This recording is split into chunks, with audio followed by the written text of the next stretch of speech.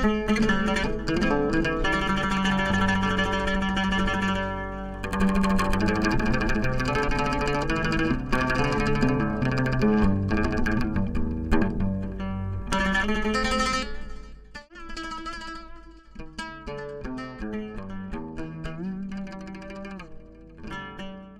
alaikum wa rahmatullahi wa barakatuh. Mudanayani and Marwoyin, ladies and gentlemen, it's a great pleasure to welcome you on behalf of the organizers and the trustees of Kate Somali Arts and Culture to the opening of Somali Week Festival.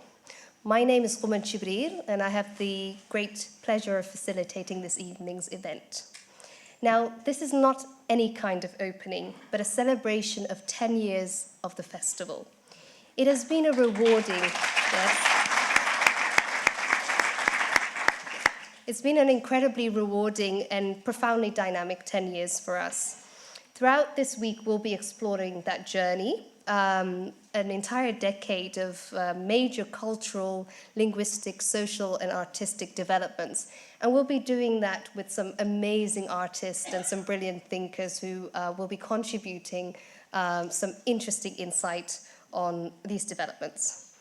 I must admit that, and the trustees will share this with me, when we had our first meeting some 10 years ago, it was unclear whether the concept of Somali Week Festival, which is, if it's distilled, a series of events celebrating Somali arts and culture, would be viable, let alone that the festival would grow in size, in duration, in stature, and attendance. It has overcome challenging years when funding for the industry was at an all-time low, and we've experienced visa restrictions on international artists coming from the global south, and who are pivotal to the exchange of ideas that is so important to the festival. We could not have gathered here today without the generous assistance, small and big, in-kind and financial, which has been contributed by the festival's long-standing partners. These partners include the Arts Council, Dahab Chien, Faro Foundation, the Poetry Translation Center, Frank Haynes Memorial Trust.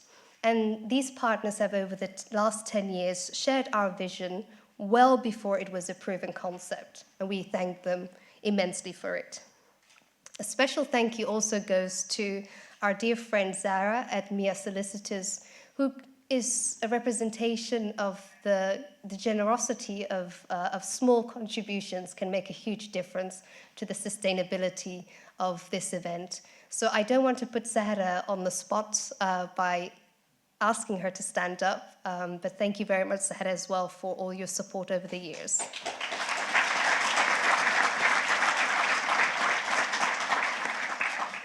The festival has gained new friends in addition to its older supporters, which include the Heritage Fund and Aziz Foundation, and we're very happy to welcome them on board this wonderful journey as well.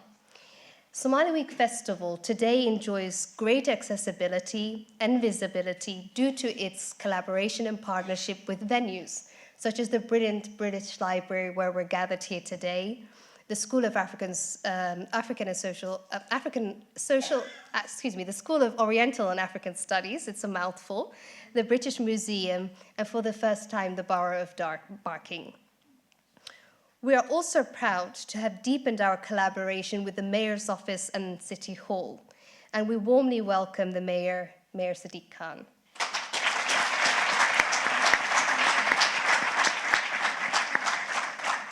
A special thank you as well to Deputy Mayor Matthew Ryder, who delivered on his promise of a stronger engagement with the Somali community, and who we have to thank for, I think, having the mayor here with us this evening as well. So thank you. Ladies and gentlemen, the festival owes its continued and growing success to your unwavering support.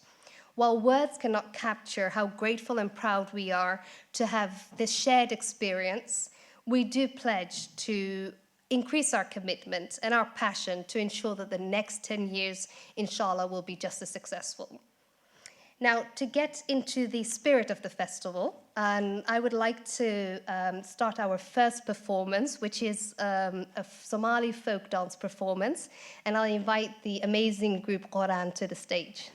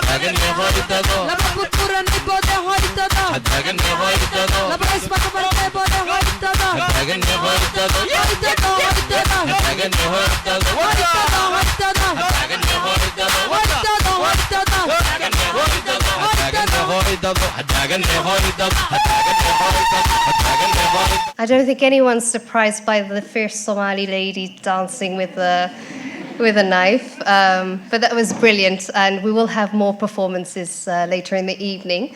Can I please invite Hannah Ali on behalf of Somali Week Festival as the festival director to also say a few words. Welcome, Hannah. Hello, everyone. Such an amazing evening. It's been 6 months of working hard, so to finally have it start today is such a pleasure, and I'm really honored to be here as well. And I want to say a big thank you to Ayan Mahmood, the founder of Cade Somali Arts and Culture. He's here with us today. Thank you so much for all your support, and I really hope that I can make the future and hopefully the next few years of Somali Week Festival half as good as you've made what's happened so far. So thank you so much for that. But my job here is now to introduce somebody that we are very, very excited and honoured to have with us today. Ladies and gentlemen, the Mayor of London, Sadiq Khan. Brothers and sisters, the respected elders, can I begin with a greeting of peace? Assalamu alaikum. It's a real honour to be here at the launch of Cade's 10th Somali Week Festival. Can we, before I begin, put our hands together to show our appreciation for those fantastic dancers and the performance we've seen. You know, as they were dancing, I thought I may join them and do some of their moves. But then I remembered about politicians dancing.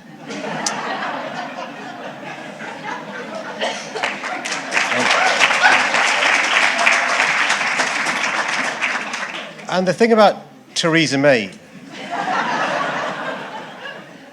dancing the way she did in South Africa, she then repeated it in Kenya.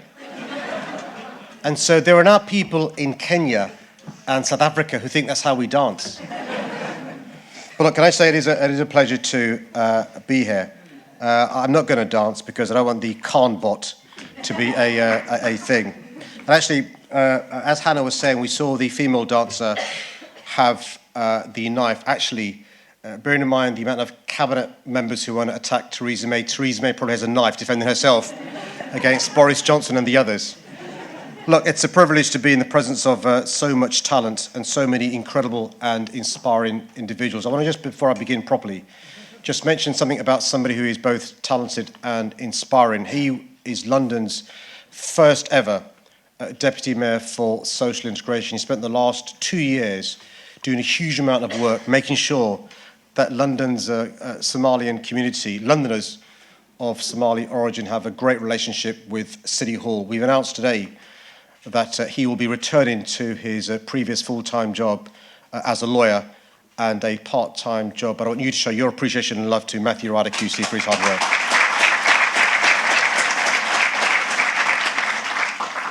I firmly believe that you should never underestimate the power of positive role models, whether it's distinguished journalists like Haroon Maroof and Mohammed Adaw, or our very own Raghi Omar, or the lawyer, international development expert Kuman Akli, not to mention the 19-year-old spoken poet, word poet, you're going to see later on, Sagal Gabay. I firmly believe that to be it, you have to see it. And that's why it's so important to celebrate the huge success we have in London's Somalian origin community. And so I want to begin by paying tribute to an amazing role model and somebody who Hannah alluded to. She was the founder of the Cade Somali Arts and Culture Festival all those years ago, Ayan Mahmood.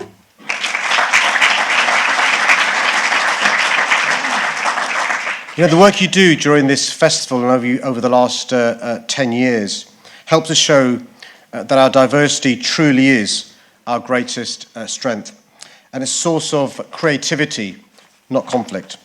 I know that the British Somali community makes a massive contribution to all aspects of London life, enriching our society, economy and culture, and that the achievements of the wider Somali diaspora are equally impressive. As the Mayor of London, I'm proud to welcome those of you who've travelled from overseas to our city for this festival.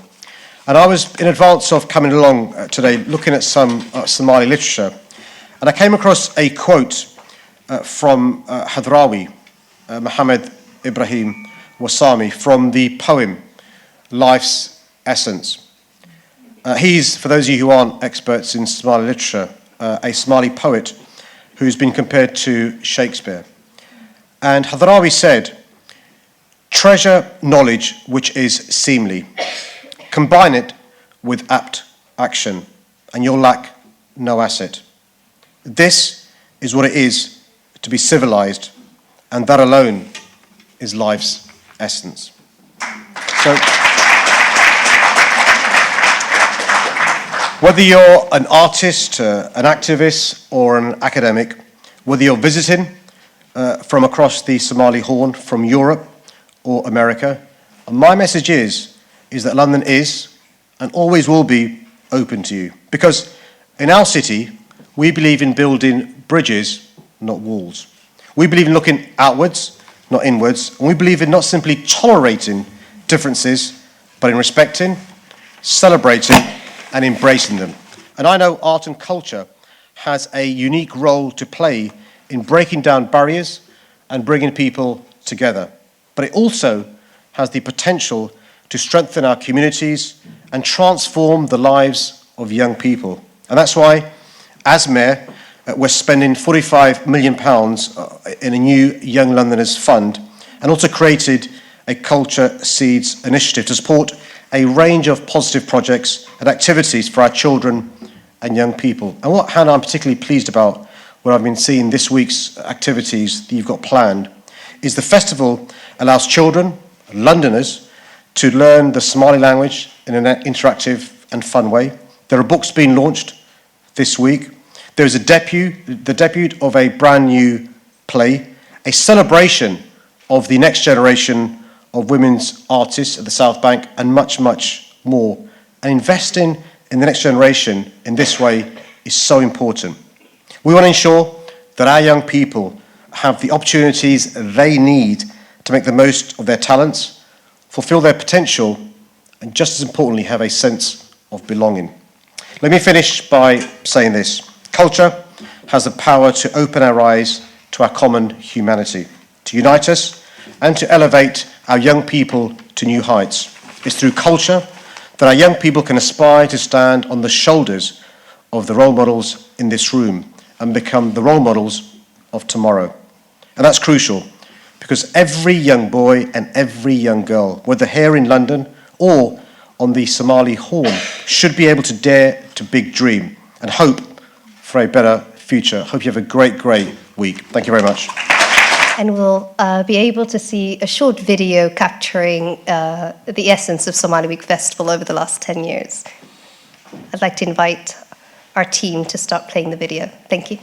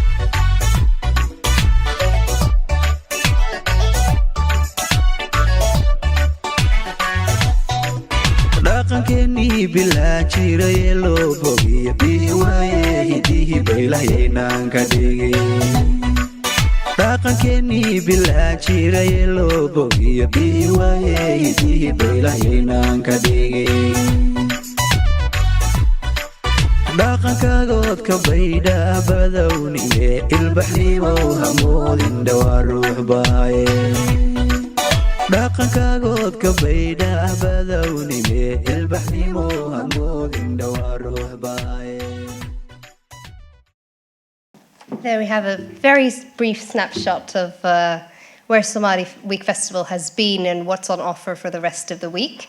While these stages being set up for the panel, I would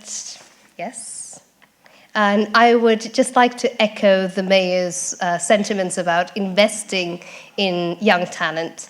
It is because of that endeavor that today we have the festival, the new festival director handing over, a testament to both the Ayan and to Hannah. I'd like to hereby announce my retirement of facilitating. So if anyone is interested, then you're more than welcome next year. It's a promise from me to make sure that you also have a new face at this stage next year. Fantastic. Thank you, please. I am going to be inviting an incredibly interesting, diverse, and thought-provoking panel with some amazing panelists. But before I do that, I would just like to take a moment to recognize and to appreciate our wonderful translators here. The festival is very keen on being as inclusive and broad as possible. So please also a round of applause for our translators and our participants who are here. So if I can invite to the panel, firstly, our wonderful visiting artists. We have got, as mentioned, Harun Ma'roof, who is senior editor at VOA, Voice of America's Somali Service. He's been covering Somalia since the early 90s through ups and downs, and is an incredible authority and source on the region's development. So please join me in welcoming Harun Ma'roof.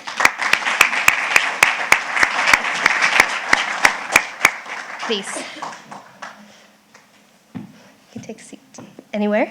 We have the brilliant Yusuf Hassan Abdi, a well-known activist, if I may call you that, and also Somali Kenyan MP for Kamakuchi. And he's a diplomat, a former journalist, former director of IRIN, and has worked for many years at the United Nations. He joined Kenya's parliament as a legislator in 2011 and has ever since been re-elected. So a very successful career in politics. Welcome. Yusuf. I'd like to invite Raga Omar, a seasoned British Somalilander journalist who has worked for both the BBC World Service and Al Jazeera at some interesting times in the history of those organizations, which we'll be touching upon. He's currently international affairs editor for ITV News, as well as deputy newscaster at ITV News at 10. So we're going to be having him, we're going to be competing for his time with the news, essentially. So welcome, Ragi.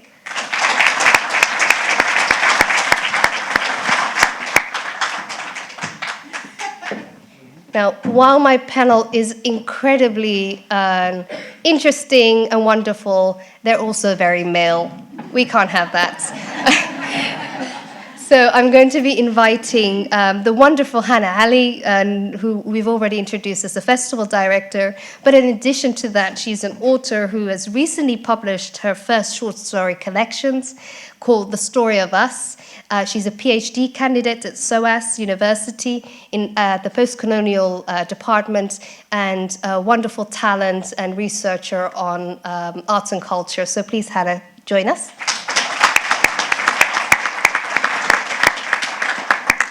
Last but certainly not least, my dear friend, Dr. Chama Musa Chama, a prominent Somali ethnomathematician, i.e. geek, and author. He's currently the director of Red Sea Cultural Foundation, which is the sister festival of Somali Week Festival. And he recently opened Hargeisa Cultural Center, and the Hargeisa Book Fair has also been celebrating its 10th anniversary just a couple of months ago. So very welcome, Chamat.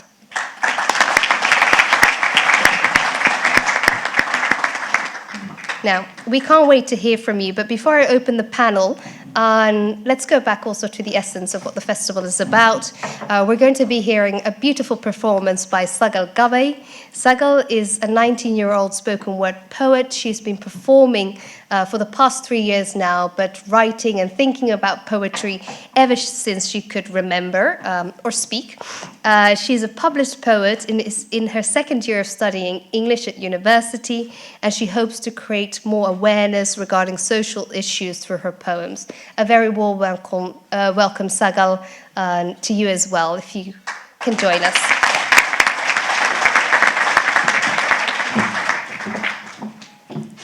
Hi everyone, Assalamu alaikum. So the first poem I'm going to be doing is about the recent epidemic of knife crime, not just within London, but within the Somali youth in particular. And there's on average 40 incidents of knife crime every day. And so I'm sure everyone in London knows at least someone who's implicated in these issues. So this poem is called Run. Often, deep into the sky's metamorphosis, we ask ourselves, where did it all go wrong? Reminiscing, du'as, dropping into songs. Each night you'd spend a little longer out. See you shut us out. Lyrics reached a new level of loud. Headphones drowned out our drones. Perhaps you found love in guns where it didn't quite exist in us. Where you filled the void in the cracks of the concrete. Where you offered yourself up as their meal. Where some days you just couldn't see. Vision clouded by the streets. Your pleads for you to be that fetus again. Swears that she'll endure 9 months and more if it'll put this iyal suq nimor to an end. There's just something about Somali mothers and their sons, where love doesn't fathom the word enough, where each time her heart breaks, your return glues it back again. She tells the GP, metal against chest, never quite finding a moment's rest. Mountains lay in her head. Months pass and she's imagined your funeral to death. Some days she wonders why she even fled. Like a curse war followed her every steps. There the bombs may have dropped, but here the knives replace that mess. Like thorns they sprout out, littering the streets, and like the splitting of the sea, these days we never seem to meet. Gum and tarmac know you better than me. And you thought that was it. As you fought with your eyes, who said wars within didn't exist. Sight blocked by an eclipse, almost saw flashes of him. Caught a glimpse of his wing, peeped the glow of the tip, or was it black like your sins? Boy, you thought you'd been killed. As life ripped out of your wounds, spilt like ink, split like Eve, your rib stumbled with anything but ease. Drifting in and out of sleep, they pleaded with you. Sung the lullabies of sweet days, convinced you of better ways. Don't drift into death, stay awake, stay awake. Pulse faltering through the telephone line. She left war, only to find that war traveled to this land too. Settled on the streets that Tahrib fetishized, glamorizing chips and knives, Diana and crime, unaware that this is no place for a child. We are losing our men to a genocide. They see street lamps shining at night and mistake it for the stars in the sky. A little light in this life. The streets, my brothers, will eat you alive. It'll get at your pride, it'll mark its flag and colonize your life. You wouldn't stop crying, they said. You couldn't stop crying, they wept. As you watched your life wither away, a judge and a jury inciting your pain. Home became a bed and a sink, shrunk to a cage-sized ditch. Mold etching along the walls, decay dripping down the halls. Every step felt like a fall.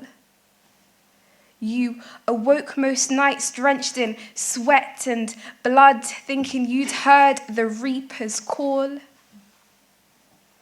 And truth is, you'd tried your best, tried to live a life unlike all of their mess, turned blind and deaf to the whispers that the apple doesn't fall far from the tree, that likeliness runs in communities, that you'd too run into cuffs and the police,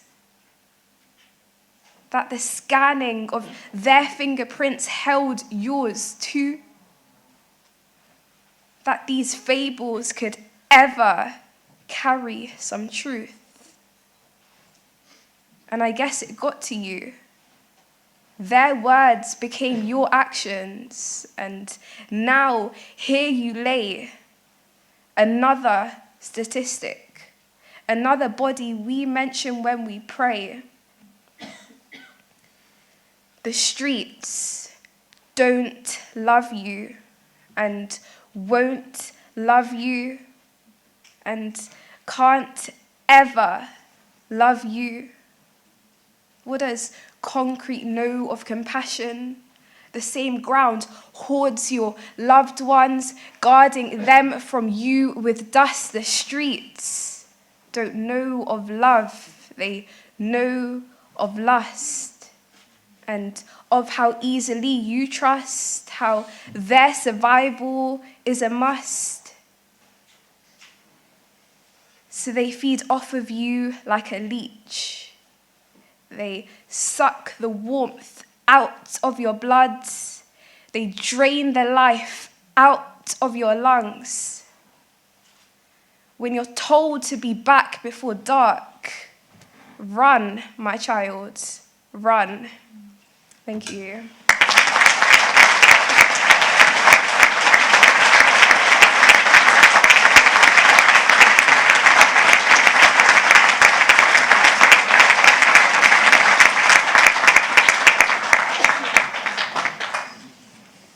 So my next poem is called Dahab Chien, and for those of you who aren't Somali, Dahab Chien is basically a place of money exchange where Somalis living in the UK transfer their money to family back home. And so I just see it as a place that connects the diaspora to the motherland. And so a few weeks ago, I was on the bus and realised that my local Dahab Chien had turned into a chicken shop. And so this is the poem that came out of it. When the Dahab Chien turns into a chicken shop, you feel your heart trip over the Gulf of Aden. You feel your soul skip a beat. See, home managed to squeeze herself into your suitcase. She demanded the plane's window seat. Said with each passing cloud, she forgot a word in Somali. Her tongue didn't split, it didn't tear, it burnt and turned into a thing alien to her. She became the people they'd laugh at in school. Resistance was saying as many insults in Somali as they forced pasta down your throat. Resistance was settling in the opposing colonizers' land. Resistance was waving your skin like a flag. Resistance wasn't Diana. Resistance wasn't bleaching to camouflage into them. Resistance wasn't refusing to wear your Dahab Chien in December because these winters freeze the culture out of you. To tell the truth, you wonder if you left parts of home at the airport, if her hands just couldn't get through immigration, her teeth fell off at arrivals, her hair shed at duty free. You look at your reflection in shock, in horror and wonder. Is it me? Is it me? Is it me? The Dahab Chien turns into a chicken shop, and you feel home's heartbeat flatten to a halt, and you live off of her. So your heart too staggers to a stop. Thank you.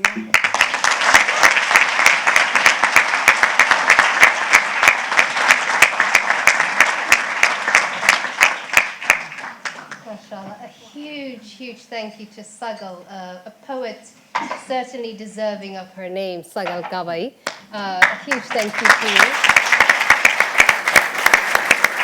And I'm sure this performance was also very deserving of a tweet or whatever happens on social media. I'm already disclosing my age here. So please, if you can, tweet and like on Facebook. We've got a live feed going on Facebook. Is there hashtag? There is hashtag SWF2018. Okay, so we want you all to get this trending. Now moving on to our panel, we've got just shy of an hour to get through major developments in arts, in culture, in development, in security, in politics, crossing the Horn and the British Isles.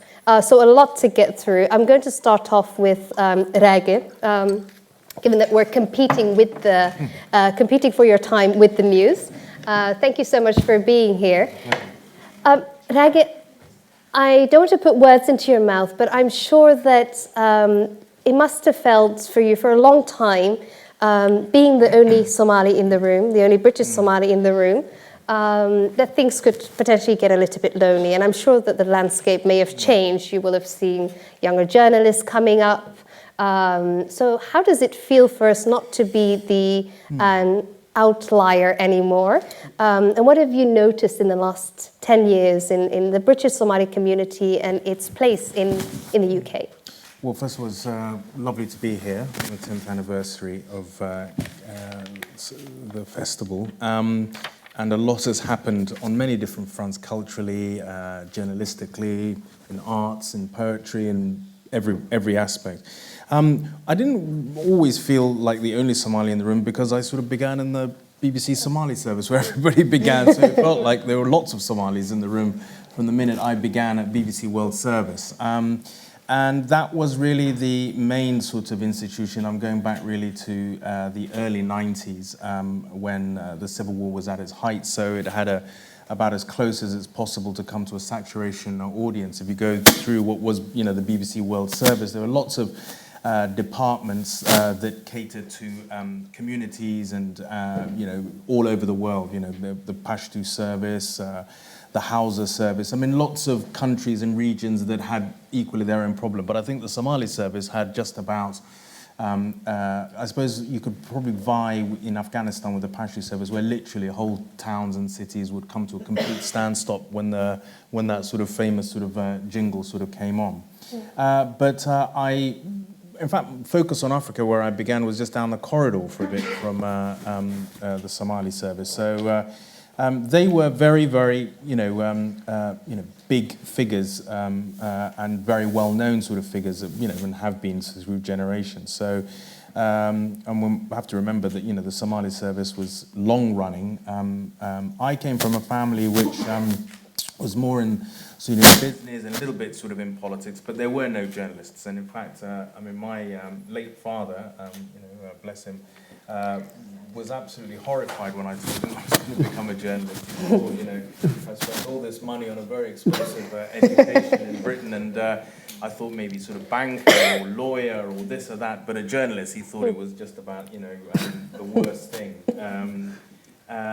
But it was sort of difficult because I didn't sort of have anyone in my family, and I think what the London Mayor was saying earlier, you know, in order to be it, you have to sort of see it, is very important. I was very lucky. I had a very privileged sort of background. I had a sort of, I didn't come here when my family, you know, lost everything as a sort of under very difficult circumstances. Many people will, you know, have families or, descended from sort of families who came under much more difficult circumstances than I did.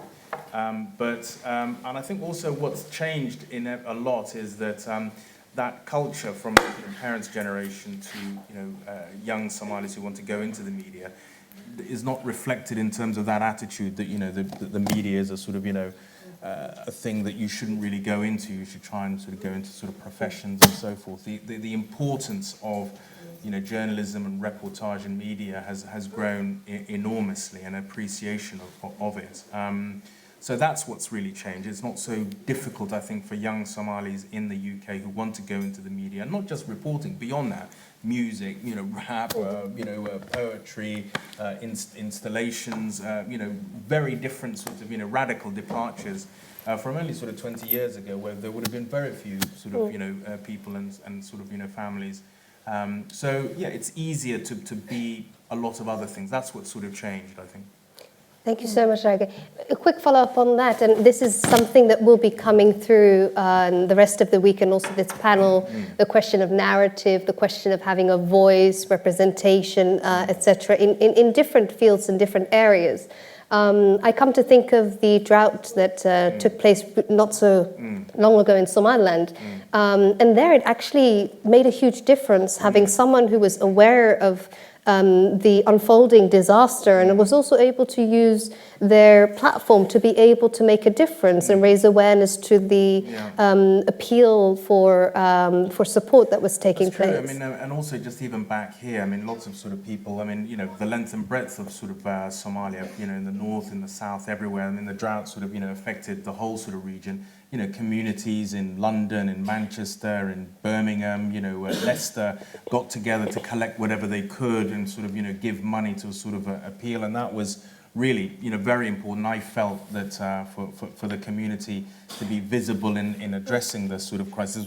Because sometimes I think, the narrative has been, whenever you report, about Somalia, it's the idea that the international community are always saving the and always sort of, coming up with sort of. It was very good to see that communities, every companies as well as sort of communities were contributing, because that's really the truth of it, is that when you're on the ground and reporting, the international community weren't, really there visibly. It was local NGO workers, local, Somalis. They may have been working for, Save the Children or Oxfam or UNDP, but it was, Somalis in Somali regions that were doing it.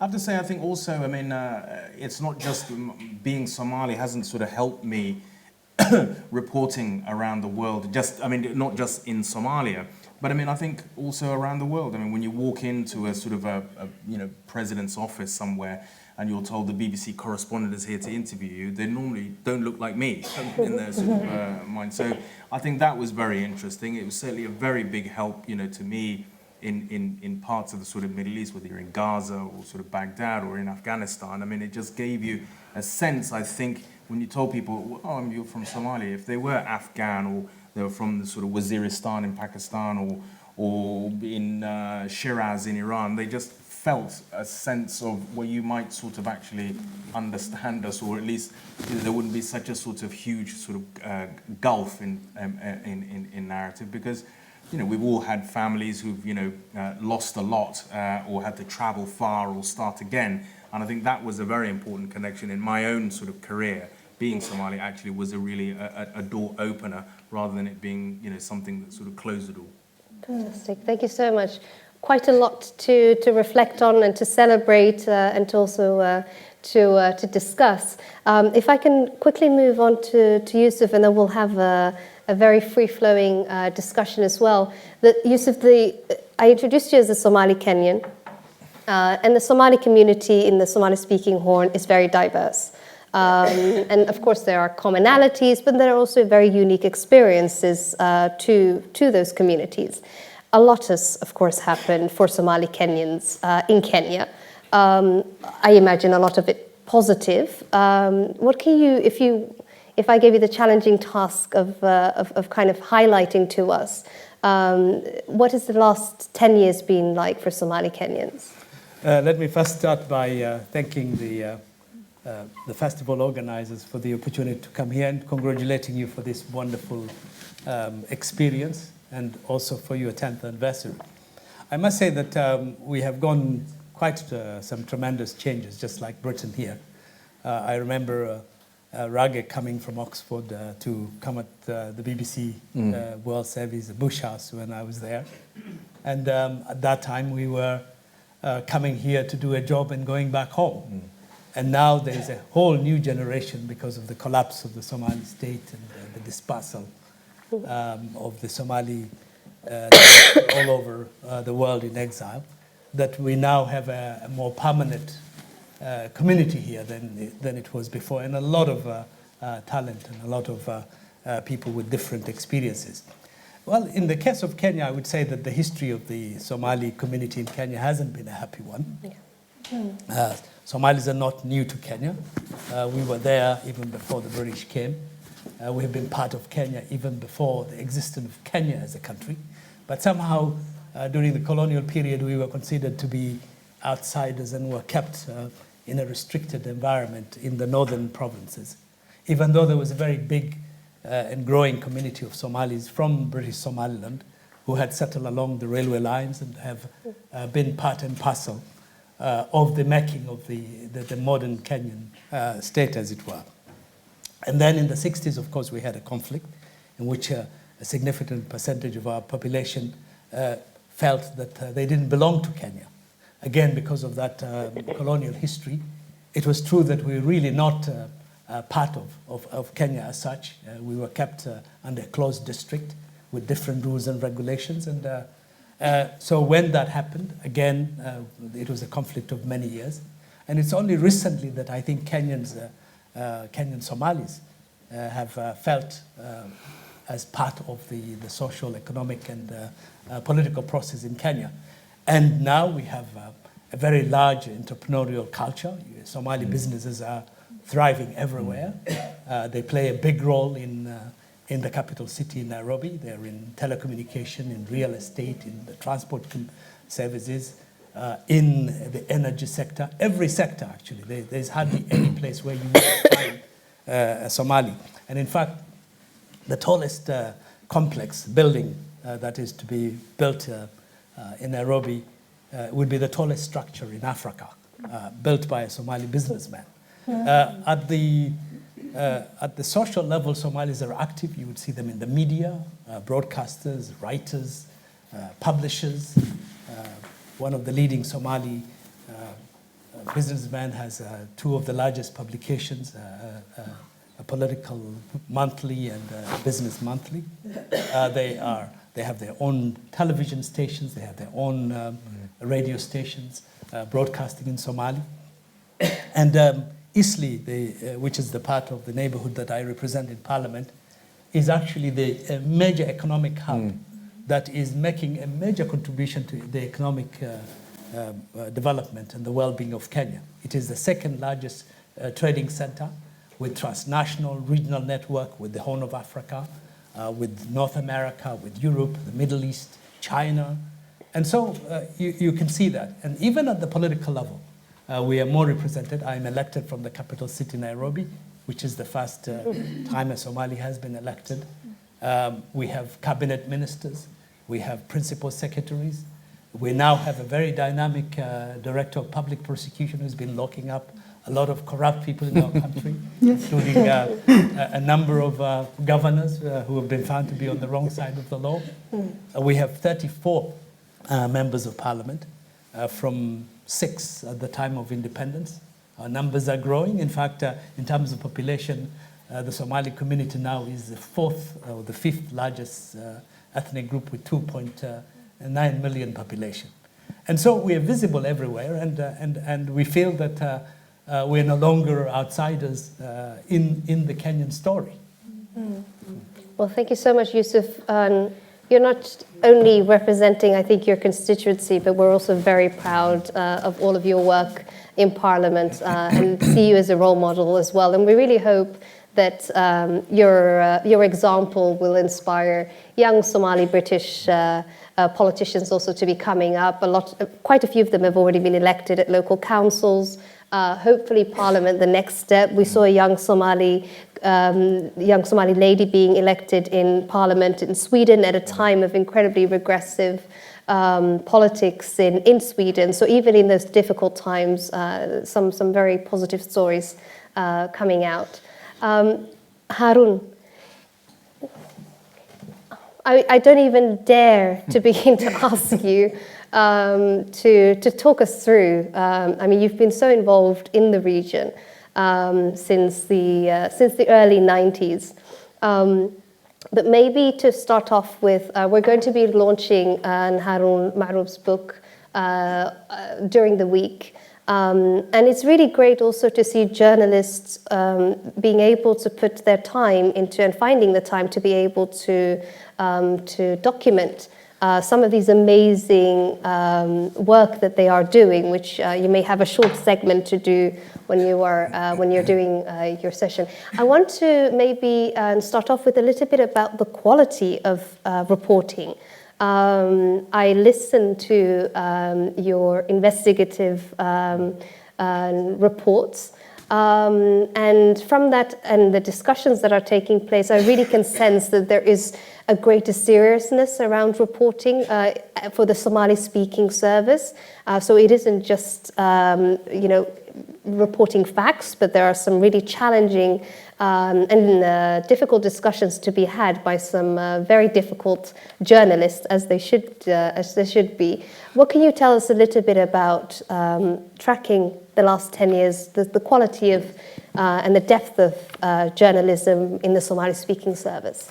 Thank you very much for inviting us here. I thank Somali Arts and Culture. This is a very, really interesting, rich, very uplifting event.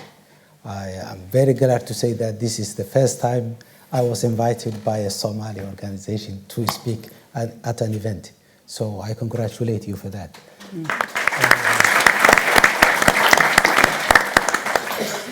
I started journalism in 1991 when Siad Barre left, and everybody was thirsty for freedom of expression. That's when many people have started the profession, whether they were journalists in the past or not. Most of the youngsters we know today who are involved in journalism, they just love the profession. We know there is not a very good journalism schools in Somalia, but they love the profession, they listen, they make the effort to learn from the other journalists, from the BBC, from VOA. And one of the challenges they have is that they're young and they're eager and they're excited, and they forget the danger. At that time, sometimes when I go back I used to be a columnist on one of the first newspapers in Mogadishu. And when I go back to the columns that I have written, I feel scared. How could you have written this in 1991 when the situation was so dangerous? But now what's happening now is even more dangerous. So to go back to the quality of reporting in Somalia today is very good. At the time in 1992, when the United States forces landed Somalia, that's when I got my first big break in journalism. So I got a job with Associated Press, first to translate just the newspapers for them. There were a time when there were about 200 journalists, foreign journalists in Mogadishu. So they were making the narrative, and the Horn of Africa, war-ravaged country of Horn of Africa, the Eastern Africa country of Somalia.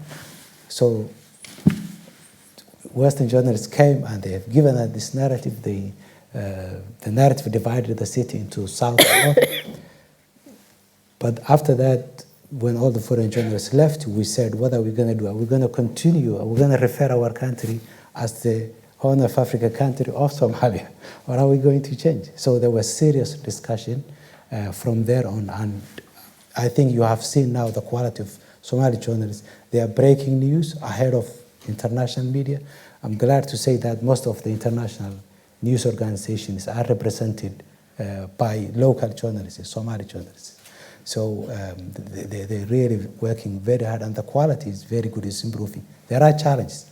One of the main challenges is the security. We have about 64 journalists killed since 1991 in Somalia. Most of them were killed during the last 10 years. So what was happening the last 10 years? Al-Shabaab was happening. And Al-Shabaab, as you rightly said, they were thought-provoking. They transformed the art of war.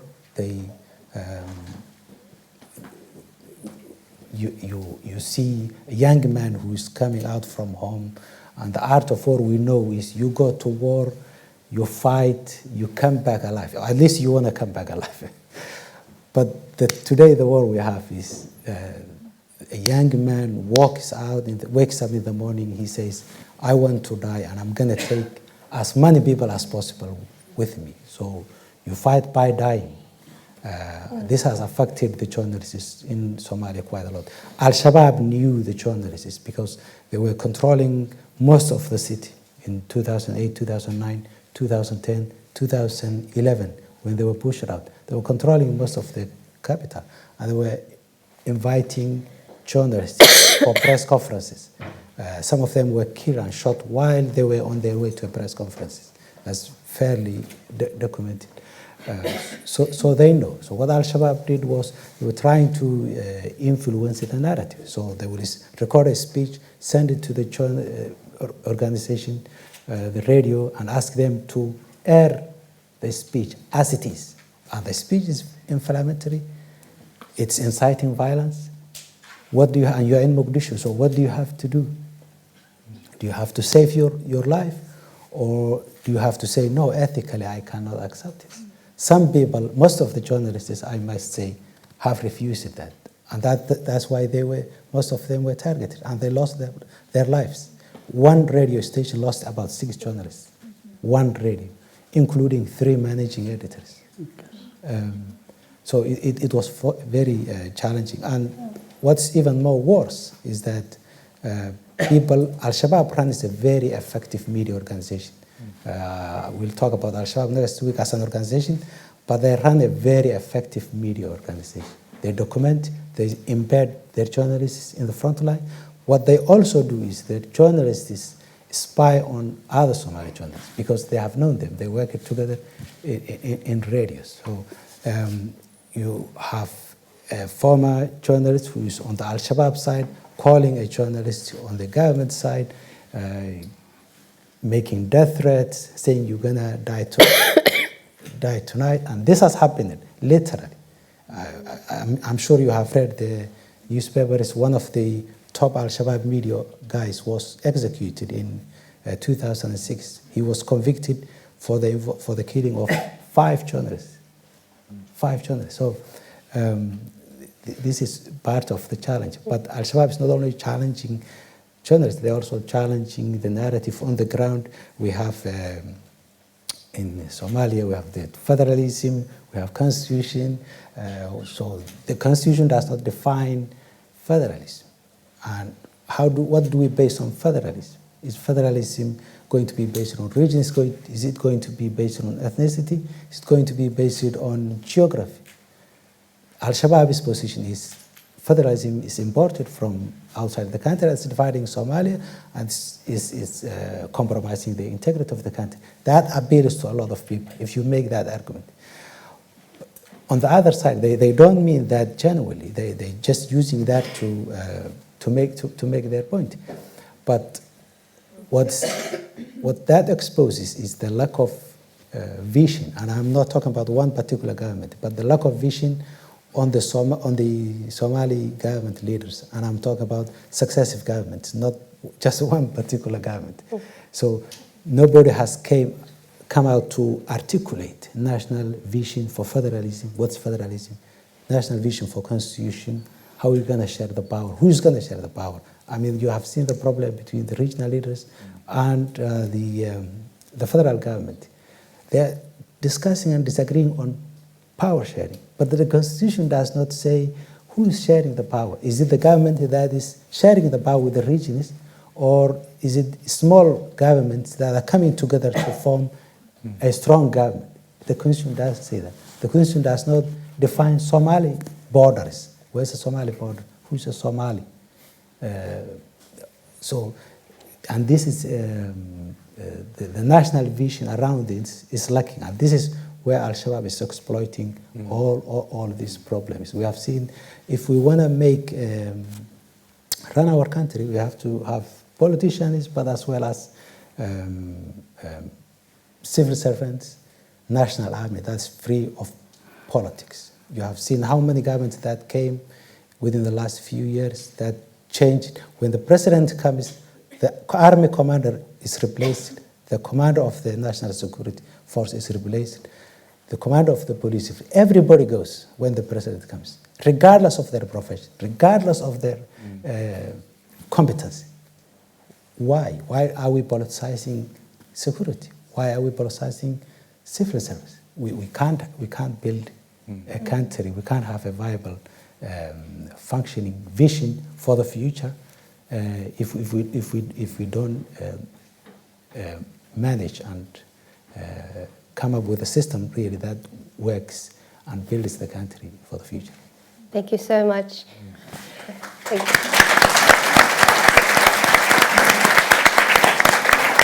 And I hope many of you will be also joining us at the event where we'll be specifically discussing and launching your book. And if we're really serious about owning our own narrative and representation, it's important that we have Somali journalists, Somali MPs present in all of these different spheres of life. And of course, Harun, not to forget, the point that you've touched upon is the heroism both of journalists and MPs in Somalia who are targeted for doing their job, right? Whether they're doing their job to the best standard or not, it is an incredibly dangerous area to be in. But glad that things are also improving. Hannah, as someone who's, prior to joining Somali Week Festival as its director, who's been involved in so much of community and organization, community development, working with young people, being an artist yourself, researching. What is it that platforms like these give to the Somali-British community, and what are the changes that you've seen in terms of opportunities that may have not existed before or were difficult to access, as Raga mentioned, access being more challenging in earlier days? I think it's been an incredible 10 years of really being able to see the different ways in which Somalis, certainly within this country and within the City of London, how they contribute to the art scene. I think one of the forefront people that I sort of on the top of my head that I can think of is probably Warsan Shire, the poet who really kind of rose to stardom within, I would call, within the Western concept of a poet. I think poetry is something that's such a big part of Somali culture. It's such a big part of our kind of identity. I think we're one of, few countries who really treasure and value its poets to an extreme amount. I mean, you're a poet, you're sort of a king in a sense. And so it was really people like Warsan who came and was able to show and take that idea of being a Somali poet who writes in English, which then has sort of opened up a lot of discussions about this idea of calling yourself a Somali poet. And this sense of, okay, if I write poetry in English, can I still call myself a Somali poet? Or is that reserved exclusively to this very sort of unique amount of people who have the talent and the gift of being able to write poetry in the Somali language? And that's discussions that have come up time and time again. And what we've seen the younger generation do is sort of take that take charge of that and say, yes, I am a Somali poet. I write poetry in English. This is where I live. This is my home. This is where I was born. This is where I grew up, or this is, where my parents grew up, and this is a part of my identity. I think this idea that, you're Somali in the diaspora has to be looked at from a very sort of multifaceted way. It's not only a sense of younger people who are born here and raised here, but for many of us, our parents have also been here for over 20 years, and they've also grown up here. They've also become, adults here. They've been here either their entire 20s, their 30s, their 40s, their 50s. That affects you, and that changes you. And I think it's really important to be aware of the fact that as an artist, you take all of that on board, and that becomes a part of your identity as well, and how you express yourself. Sagal Gabe, incredible poet that we've seen today, is only a small example of the talent that exists within the Somali community. Sagal in particular was somebody who was part of our City Hall Mayor's Citizen Engagement Programme that we were selected for. We were one of 6 community-led organisations who was selected by the Mayor's office to look into our community and to investigate and sort of research things that we found important. And straight away we chose poetry. And so what we did is we gathered 15 researchers who were able to do research into the Somali community of saying, okay, Somali Week Festival, and as an example, has put on poets for the last decade. But why? Why do we love poetry so much? Why does it mean so much to us? Why do we know so many poets? It feels like everyone is a poet here in London. And so we were able to investigate that, and then through that process, we had very, very quiet Sagal who sort of one day said, actually, I write poetry as well.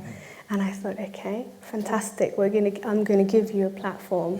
And there she came and completely blew us away, as I'm sure that she did tonight. And it's people like that that we think, as certainly for my role moving forward with CAID, I'm very excited to give people a platform.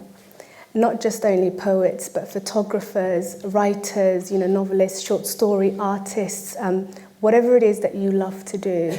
My joy as being part of CAID Somali Arts and Culture is to be able to give other people a platform and to be able to say that it's not a measure of, what have you done so far, then we'll give you a platform. No, it's a sense of, okay, you've got something to say, this is the place to say it. And that, I think, has been an incredible place and change that's happened. And certainly Ayan was starting CAID has been one of the many platforms. There's been several other Somali organisations as well that do give people that opportunity to say, come, speak, be yourself, and feel represented. And I think that's a big change that's happened. That's fantastic. And I'm sure that the communication has also improved a lot and in terms of accessibility. And now anyone can get in touch, over so many different platforms. Mm-hmm. I remember the first community organization that I approached as a 17-year-old. I emailed from my dubious email account that was named, quite a dubious email name, but they ignored it. And I had to gate crash their first meeting, but also it had a lot to do, yes, very keen in earlier years, but it has a lot to do with mentality as well, and not knowing really how to deal with young people. Mm-hmm. A bit of a fear of knowing, what do these young people want? How do you communicate? Language, of course, may be a barrier. Mm-hmm. So how do you feel that, how things have also improved in terms of communication and networking and accessibility in that respect? I mean, certainly the internet and the rise of social media has been tremendous in getting people to really take the initiative to say, okay, if I can't get a publishing deal, if I can't find a platform, if I can't find a place to express myself, I'll do it myself. So you've had a lot of poets and artists that have started out through blogging and that have kind of given themselves their own kind of platform to say, okay, well, this is what I've got, this is where you can find me. And the internet is an amazing place. I myself, as well as the way that I met CAID and Ayan and that organisation and that kind of link happen through social media.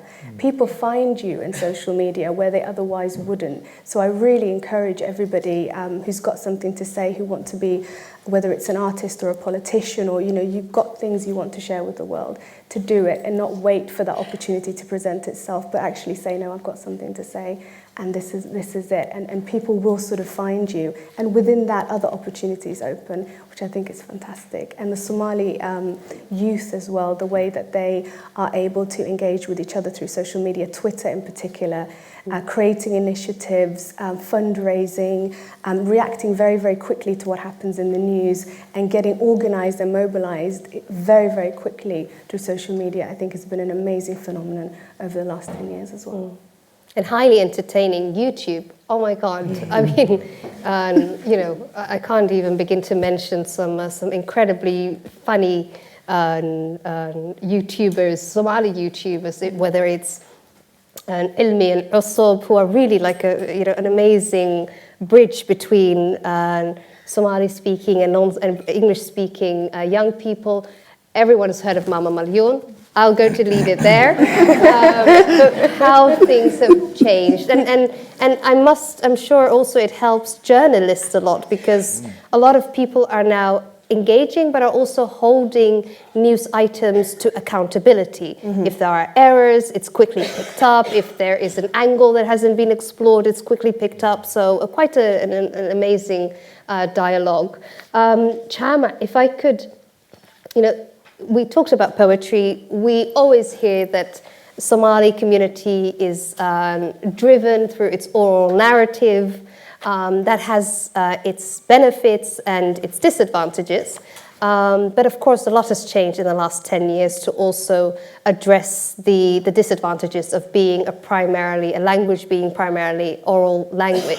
And a lot of translation has taken place, so there's also engagement with the outside world, or the non-Somali speaking world, more documentation, whether it is books like Harun's, others. So we're also able to kind of leave a legacy that is a little bit longer than our immediate present. So what is it that really stands out to you in the last 10 years in arts and culture that has happened? What are the highlights? Well, first, thank you so much for inviting us. And although I am part of the team, so I feel invited in home in some way.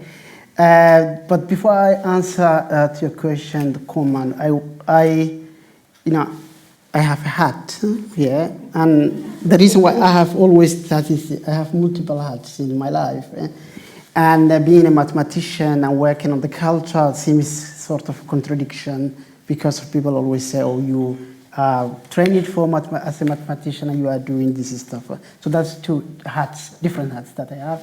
And the third one that I want to, the reason why I mentioned the hat is that I was involved with this festival since its beginning. And I want to recognize, I'm sure that our festival organizers plan it in the next days to recognize how important was and still is. It's the people who are tonight sitting here with us, our poets who are coming all the way from the Horn of Africa, in particular from Somaliland. In this case, I see that they are here with us. And we are speaking in English. Maybe the language is not also the first language. And that is a testimony that this festival, without them, without people like whether they are here with us, our guests today, Ahmed, Abu Wandeg, I see Da'ar, I see Rashid, Dalmar, Saeed, Farah Gamute. I see these people. Without these people, this festival wouldn't really make at all sense.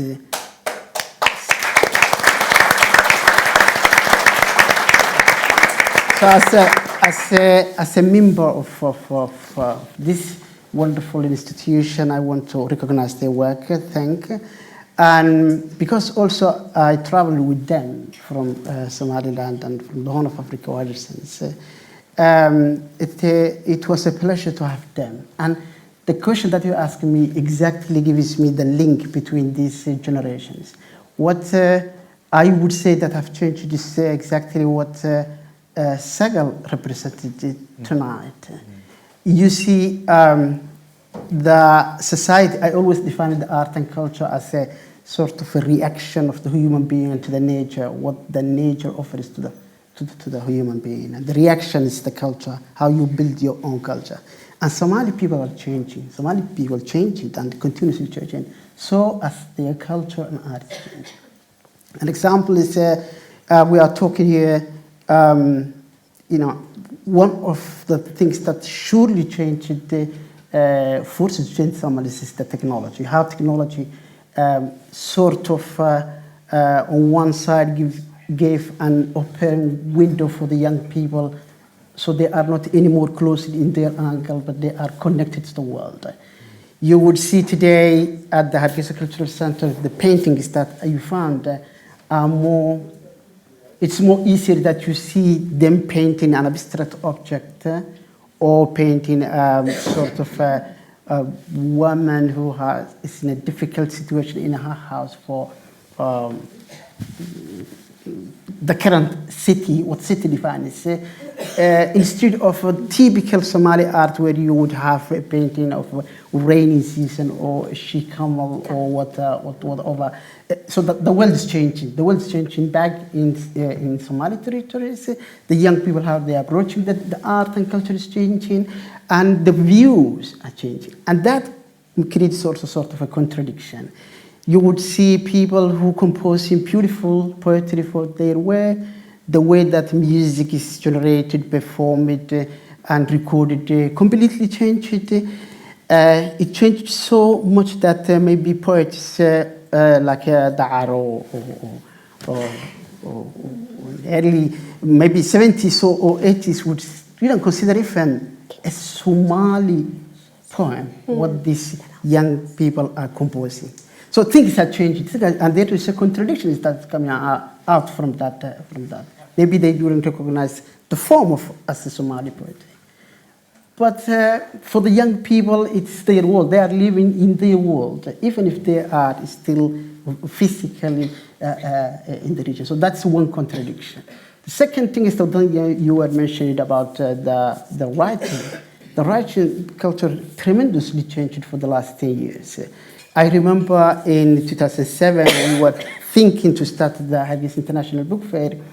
I was contacted, I was in Italy, and I was contacted by Scandinavian libraries who wanted to have Somali books written in Somali language for their students. And the whole list of the book that we collected from Red Books, from Amazon, from wherever you want, were roughly 190 titles written in Somali. And it was a shame in a language spoken by 16 million people to have that small number of books. Of course, I'm talking books outside of the curriculum, school curriculum. So that was 11, 12 years ago, the situation. If you compare what happened in the last year, like this International Book Fair, young people who wrote books in Somali language, who wanted to present their books because they were published between the book, the year, it was over 120 books. So tremendously changed the number of books that has been produced. And that's happening in the diaspora, that's happening in everywhere where Somali is. So the culture of writing, reading and writing are tremendously changed for the last 10 years. Of course, we have to talk about the quality. So we were discussing among them saying, okay, we have the numbers today, but we have to think also the quality of also courses about creative writing or whatever it is are being taking place in different ways. But things are changing these last 10 years. What I consider most important that I observed as a change, as a huge change that's taking place not only in the Somali territories, not only in the Horn of Africa, not only, but I think in Africa, is that finally people understand that art and culture are not only important for the society, but they are extremely fundamental in the state building. This was something was until recently missing, ignoring. Especially when you are coming from a post-conflict society. Of course, you have to do sort of a priority, and you have to start with the security. We are talking about that region, so maybe the security is the most important thing for you. Then infrastructure, roads, hospitals, schools. When you come to the art and culture, consider art and culture as important. Everything finished, everything that you had, the meager resources that you have is already present.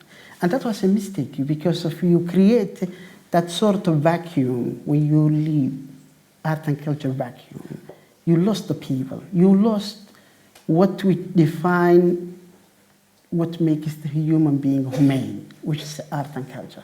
If you lose that, then you lost the human being. And then whether you build beautiful Hargeisa buildings, it's sort of empty boxes that you are building. So that's something changing now, that in many places in Africa, in a wider sense of the continent, really for the last 4 years, hugely changing that leaders, thinkers, writers are considering and giving huge attention. We will see the results maybe in another decade, but now everyone has the attention to consider how important it is, and we have to create this lot, and they are created. So that's the important thing that I think for the last decade changed. Thank you very much, Shana. And we'll be having incredibly deep discussions, but also, publications that actually represent our manifestation of this development over the course of the next week. So we're going to be discussing this a lot further. We're going to continue with our panel for another 10 minutes, but since we have overrun, I would like you to join me in thanking Raga Umar for his participation. Thank you very much, guys. But before I close, we've talked about what has happened so far. We've looked back, but of course there's a lot ahead of us, inshallah. Maybe your thoughts on what the future holds. Cham has mentioned arts and culture being essential to every aspect of our lives, including state building. We've been able to discuss incredibly challenging topics, whether it's the massacres that have taken place in northeastern Kenya, whether it is the security situation and security challenges in Somalia, whether it is press freedom in Somaliland. In this environment, with thinkers, writers, artists, and performers, in an environment that has been very open and tolerant and transparent. Maybe it's easier to approach things through arts and culture and at a festival like this than it is to have a political discussion, which may be a lot more heated. But maybe just quickly your thoughts on what does the future hold for us? What are some of the essential steps that need to be taken? What are your hopes for the Somali community in your respective fields? I'll start off with you, Yusuf. Well, first of all, I must say that I'm very optimistic in the sense that there are a lot of positive changes in our region. If you look at neighboring Ethiopia, which has recently had some cataclysmic peaceful change with a new leadership that is putting emphasis on democratization, on engagement, on understanding, and so on. That is really exciting for us in the sense that we feel that Africa and the Horn of Africa is turning a corner, in the sense that we're involved in dialogue. And the main aspiration when I see people, when I talk to people in my constituency, in Kenya, in Somalia, in Ethiopia, and even here in Britain, the main aspiration of people is to have development. And without peace, you cannot have development. We have spent a lot of resources on wars and conflict. We've lost a lot of people but now with the changing mindset of African leaders and leaders in the region, and people demanding more of their leadership, the aspiration of the person is that they want good education, they want good health, they want affordable housing, they want to live, they want to have an equitable system, they want to have justice, and the rule of law, and food security, and so on. And now we are focusing on some of those things in terms of putting resources, putting effort and creating the conditions in which our economies can take off. We're building a lot of infrastructure. A lot of African countries are building infrastructure.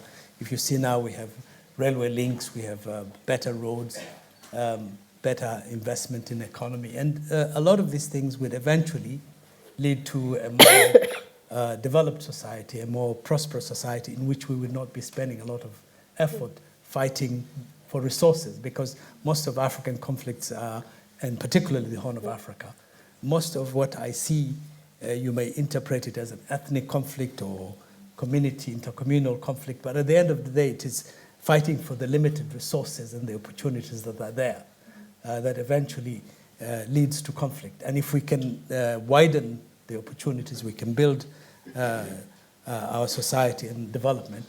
I feel that the Somali community is better placed than many communities. They're entrepreneurial, they're hardworking, and they will just take off and be part of that development process. Thank you so much, Yusuf. So proactively taking charge of our destiny. Harun, you've agreed, I think, and overlapped quite a lot also with what Yusuf has said: leadership, vision, stability. What are your thoughts on, having observed the developments that have taken place in Somalia? Where are things heading? Before I answer that question, I want to say something I should have said at the beginning of the previously, which is the opinions I make here are only my own opinions. They are not the opinions. I hope they don't put me in trouble. So they are my opinions, not the opinions of That's where there's a difference than a politician, right? We got that disclaimer. Thank you. Yeah, but in going forward, the thing that Somalis really need to ask themselves, you should ask really very, very hard questions.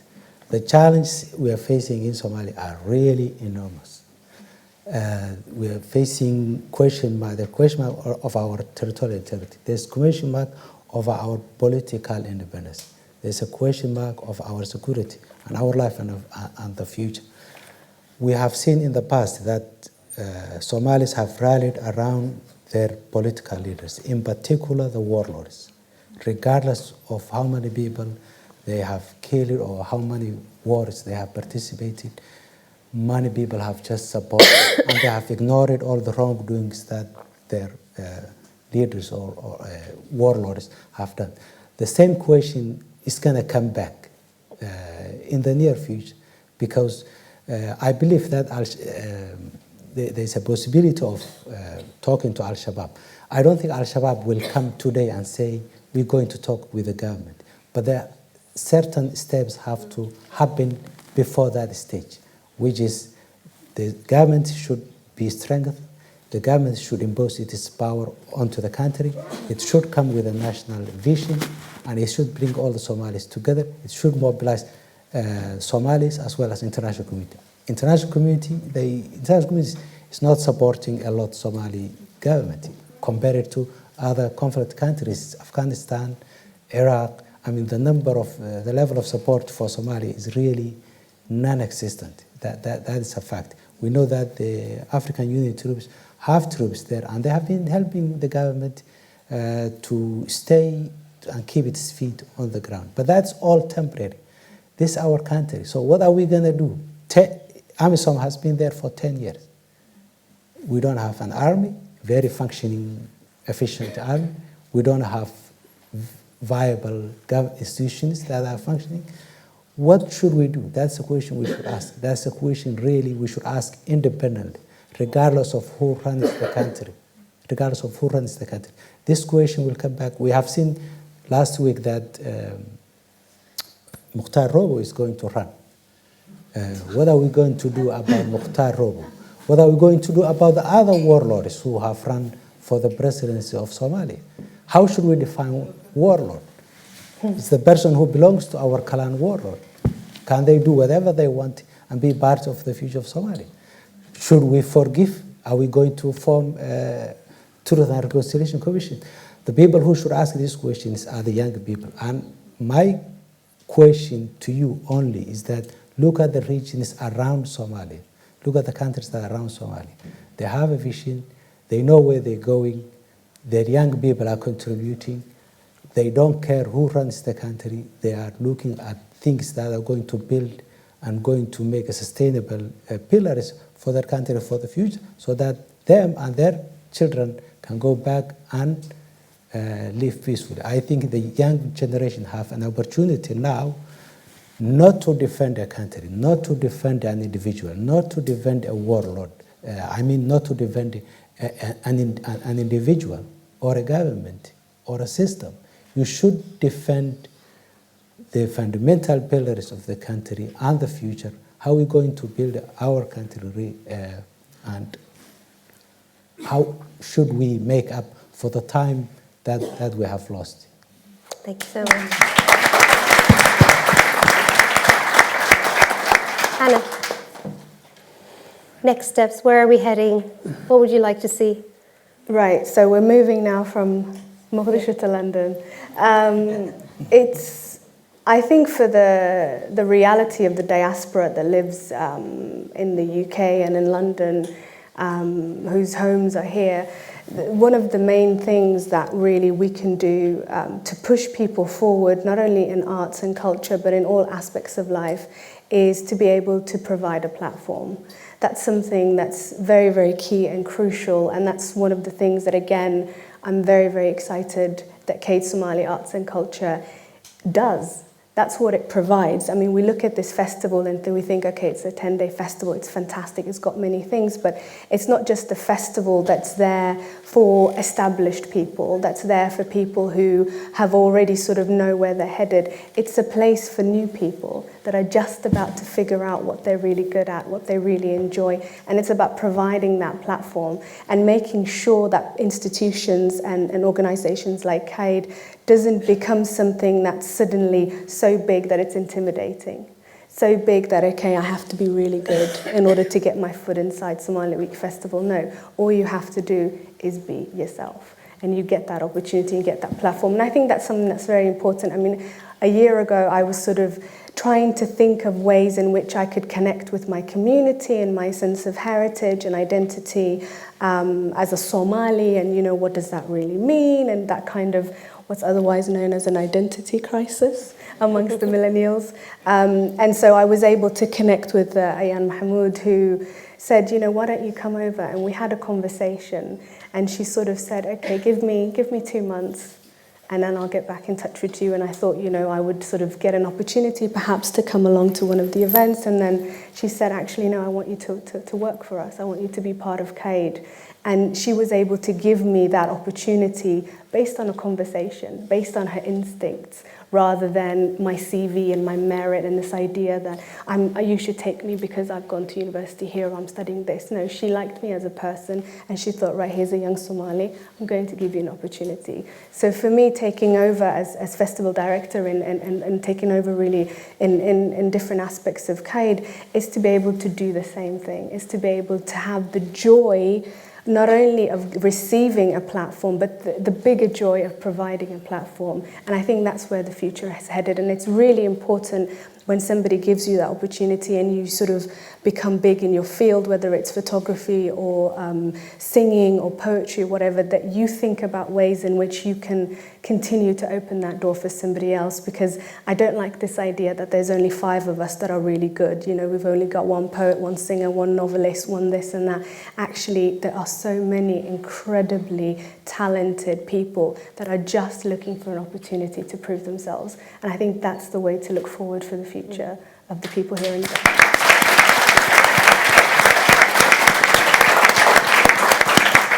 Thank you so much. Chama, I think you probably have more ideas than the next 10 years could squeeze into. But I'd like to also just maybe stop on a point that you've made about a wonderful visiting artist, about the generation of artists that, us here, the participants in the UK, who've had the privilege to be able to meet in person. You know, Hadrawi I'd only heard of, and many of us had only heard of in name.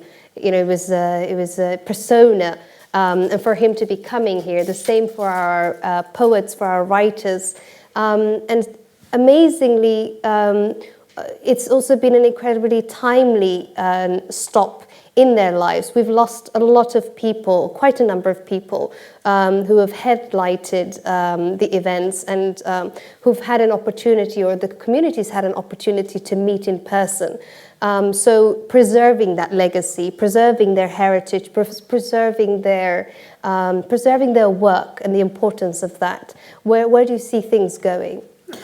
Well, I would echo what Hannah was saying to answer that question, because of, I think what a society needs is sort of people sometimes in the academia call gatekeepers into the knowledge generation or access to the knowledge. I use the word enabler more than gatekeeper, gate enablers. If we succeed to build a platform where people can meet, then that's where it starts the reality. If we, what's happening in Hargeisa, for example, in the particular Hargeisa Cultural Center, is, Mustambed, they are here, Da'ar is the boss of Mustambed, but the whole team, Dag, Wuchi, Musa Ali Farour, all those groups has a place under the classical, shade of tree at the cultural center, where they don't do nothing else. Come 2 days there, sit down and meet with the young people. And that's something fascinating happen. Young people go there just to see them, ask questions, talk to them. It's where we can build what you, instead of, I don't like the preserving it because it seems like we are taking and putting in a museum and then we are killing and there we are putting the heritage. I like that sort of revival, giving that kind of heritage that you're saying, to come back to the life, to go back to the schools. Ethnomathematics is the field that I did in my educational background, basically on that. Don't let it put on the museum our heritage. Our heritage should be in the life of the society in order to be something that we can, a young generation can come. And the first thing to do is that that platform that where every morning they pass in there and the young people are asking questions is fundamental. What I'm saying, building an enabling platform that allows people to meet, to ask questions, to talk, to interrogate what happened instead of telling through the books, which is always good, but also giving them live opportunity where they don't meet is so extremely fundamental. The second thing that the question that you were asking me initially about the writing, what changed? The fact that the mayor of London today, cited Hadrawi was something so crucial and fundamental. I appreciate it not only because of, there is a sort of, I always said we had for Somali Week Festival a year that we covered as a theme of the year translations. And the reason why we chose that the translations broke this kind of block is that the society is put, and this block is unfortunately generated that the new one. The fact that the mayor of London today, Saiti Hadrawi, tells all what this kind of platform is about. If we couldn't succeed to translate the huge heritage from Somali people to another language where other people can access, today this wouldn't have happened. And for me, it was extremely fundamental, this. So the second thing that I would say, that kind of translation that could be generational, from one generation to another, who passes the information to each other in the same language, or that kind of translation where cultures move and goes to one society to another is the way to go. It's the way to go. So I am extremely, honestly, hopeful, because I believe probably I'm working for the last 10 years with the young people, and that gives me more hope in some way. I feel there is a pride, hope for the young generation of Somali people. When we started the book fair 11 years ago, people said, oh, you are in the wrong place, in the wrong time, you are talking about books, you are talking about reading, where people are dying for hunger. You have to deal with this issue, which is more crucial. And I was, and the team, we were saying, okay, that's true. People are dying for hunger, and they need water, shelter, and food, but they need also culture. They need art. They have to access, they need books to read. Then we realized that Somalis are not, as they call, oral society, but just because books were not circulating, we were missing the raw material. When you give these young people and put their hands the book, they read. They were hungry not only for food, but also for books, for reading, and that's what they get. And the people who came to visit us was a couple of hundred of people in 2008 when we started. And imagine that we closed the 10th anniversary of the Hargeisa International Book Fair. Over the 10,000 people who visited in 6 days of the book fair. That is tremendously a change that I strongly believe in. And it's not only happening in Hargeisa. You heard that in everywhere. Now everyone is talking about the book fair. Not only in the places in the Somali-speaking territories, but even outside. All those countries who visited Hargeisa International Book Fair as a guest country, whether it's Malawi, Djibouti, Kenya, we had it as a guest countries. And today we are collaborating together to create what we call it, and we started Hargeisa next year, African Book Festival, where we travel every 2 years while the book fairs will continue working, whether it's in Mogadishu, in Hargeisa, in Kismayo, in Djibouti, in Jigjiga, like we were starting next year, even in Jigjiga. All those places will continue as yearly annual book fair. Then we will go to visit every 2 years in a capital. We will start with Hargeisa, and then Kigali, and then Joburg for now until 2028. I mean that I really feel that young people, when are given to a platform, what you are saying, then they take over and they choose the right thing to do. So I'm really hopeful for them.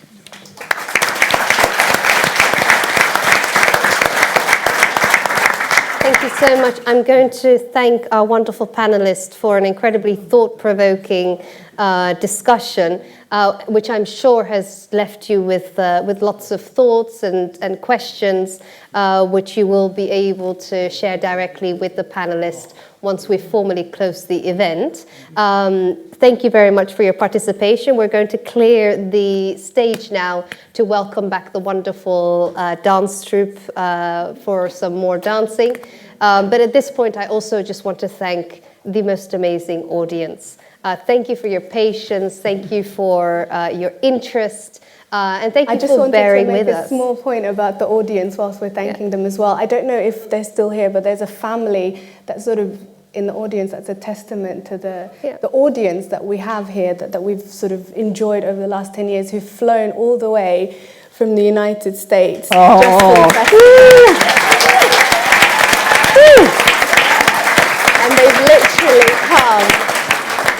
And they've literally come from the airport directly to the British Library, and they were waiting outside as I entered. So thank you so much for your support. So again, welcome everyone. Please enjoy and stay around for the next session, which is going to be the beautiful performance and then the informal discussion in the foyer with our panelists. But for now, thank you, panel. Thank you.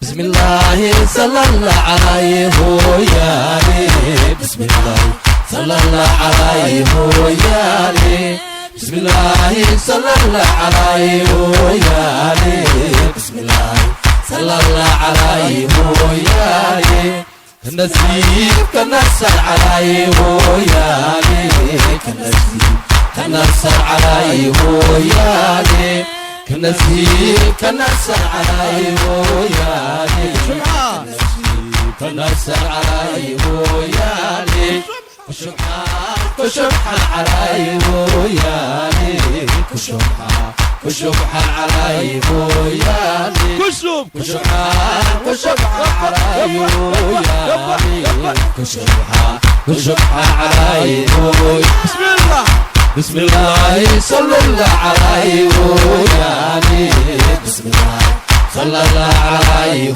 ويالي